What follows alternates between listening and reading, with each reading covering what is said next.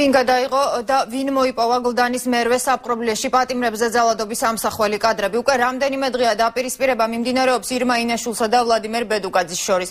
ბედუკაძე აკობია და ინფორმატორები შინაგან საქმეთა სამინისტროდან. ეს არის ის სამი წყარო, რომელსაც დღეს ირმა ინაშვილი ასახელებს და აცხადებს, რომ დაგეგმა, გადაღება და გავრცელება მისი ორგანიზებით მოხდა. აბსოლუტურად განსხვავებულ ვერსიაზე საუბრობს თავად ბედუკაძე და ინაშულს ცრუ ინფორმაციის გავრცელებაში ადანაშაულებს. ფაქტი ერთია, კითხვები ორივე მხარის მიმართ რჩდება. პროცესი კი უკვე არაჯანსაღ ხასიათს იღებს.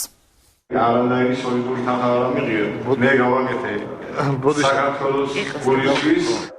ეს კადრები ქვეყნისთვის გლდანის მერვე საპყრობილის ოფიცერმა წინააღმდეგობის მოძრაობის თავმჯდომარისა და მედიაკავშირ ობიექტივის ხელმძღვანელის ირმა ინაშვილის დავალებით გადაიღო.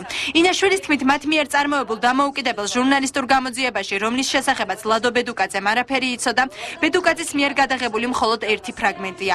დანარჩენი მასალა კი სხვა წყაროებისგან აქვთ. ეს არის შინაგან საქმეთა სამინისტროს მასალა და ამაზე ღიად ვისაუბრებ მარჯვნივ გვერდით მიზის ბატონი დათა აკობია.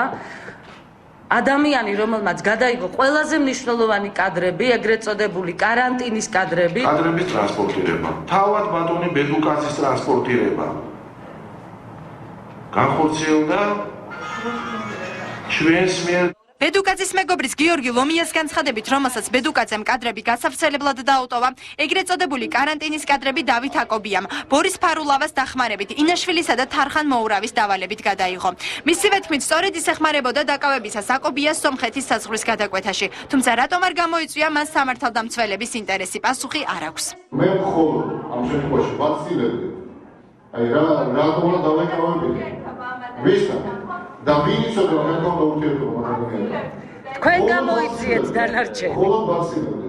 თავის მხრივ ვლადიმერ ბედუკაძე აცხადებს, რომ პატიმრების წამების ამსახველი ვიდეო მასალა მისი გადაღებულია. ბოლო ეგრეთ წოდებული კარანტინის კადრების გადაღება კი აკობიას და ფარულავას თავად დაავალა. მისი თქმით, აკობიაზე ზეწოლა ხორციელდება. ინაშვილსა და თარხან მოურავს კი მსგავსი ინფორმაციის გავრცელებით ოპოზიციაში მოსვლა სურდათ. არანაირი სხვა კადრები არ არსებობს. ეს კადრები არის, რაც უნდა გადავწეროთ მოუწოვებ. პირობა ჩემი გადაღებული.